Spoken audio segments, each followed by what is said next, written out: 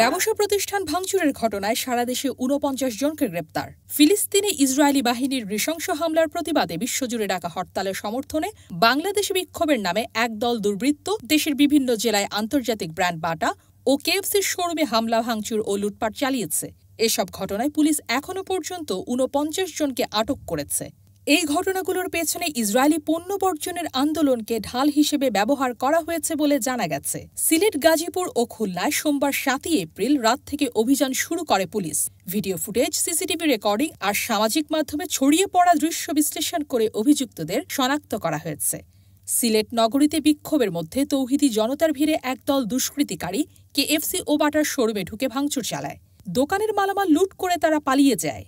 এই ঘটনায় কোতোয়ালি মডেল থানা পুলিশ সোমবার রাতে নগরের বিভিন্ন এলাকায় অভিযান চালিয়ে ১৪ জনকে আটক করে। আটকদের মধ্যে ৩ জনের পরিচয় প্রকাশ করা হয়েছে।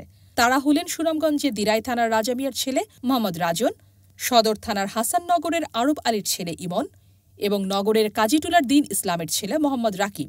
একজন পুলিশ কর্মকর্তা বলেন, আমরা সিসিটিভির ফুটেজ দেখে তাদের চিহ্নিত করেছি। এই ঘটনা কোনোভাবেই মেনে নেওয়া হবে না। গাজীপুরে বাটা শোরুমে হামলা ও ভাঙচুরের ঘটনায় যৌথ বাহিনী তৎপর হয়ে উঠেছে। সোমবার রাতে অভিযান চালিয়ে ৪ জনকে আটক করা হয়। তাদের গাছা থানায় সোপর্দ করা হয়েছে। পুলিশ বাদী হয়ে এদের বিরুদ্ধে মামলা দায়ের করেছে। আটকদের মঙ্গলবার আদালতে পাঠানো হবে।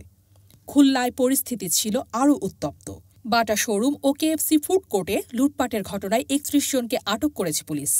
বিক্ষোভের আড়ালে দুষ্কৃতিকারীরা এসব প্রতিষ্ঠানে ঢুকে ভাঙচুর ও মালামাল লুট করে। পুলিশের একাধিক টিম সিসিটিভি ফুটেজ পর্যালোচনা ও সোশ্যাল মিডিয়ায় তথ্য বিশ্লেষণ করে অভিযুক্তদের ধরতে তৎপর হয়। পুলিশ জানিয়েছে, এসব ঘটনায় জড়িতদের বিরুদ্ধে কঠোর আইনি ব্যবস্থা নেওয়া হচ্ছে। যারা এখনও ধরা পড়েনি তাদের শনাক্ত করতে অভিযান চলছে। একজন ঊর্ধ্বতন পুলিশ কর্মকর্তা বলেন, এটি শুধু সম্পত্তির ক্ষতি নয়, দেশের ভাবমূর্তিরও ক্ষতি। আমরা কাউকে ছাড় দিচ্ছি না। ফিলিস্তিনি ইসরায়েলি হামলার প্রতিবাদে বিশ্বব্যাপী হরতালে ডাক দেওয়া হয়।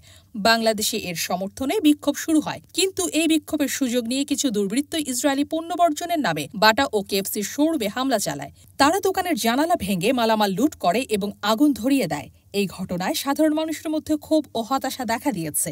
একজন ব্যবসায়ী বলেন, বিক্ষোভ করার অধিকার সবার আছে, কিন্তু এভাবে লুটপাট কেন? এতে কার লাভ? অনেকে মনে করছেন এটি প্রকৃত আন্দোলনের আড়ালে অপরাধীদের সুযোগ নেয়ার চেষ্টা। পুলিশ জানিয়েছে, এই ঘটনায় আরও জড়িতদের ধরতে তদন্ত চলছে।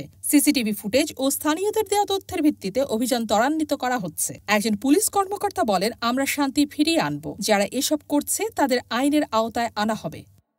দেশ জগৎ ডেস্ক নিউজ।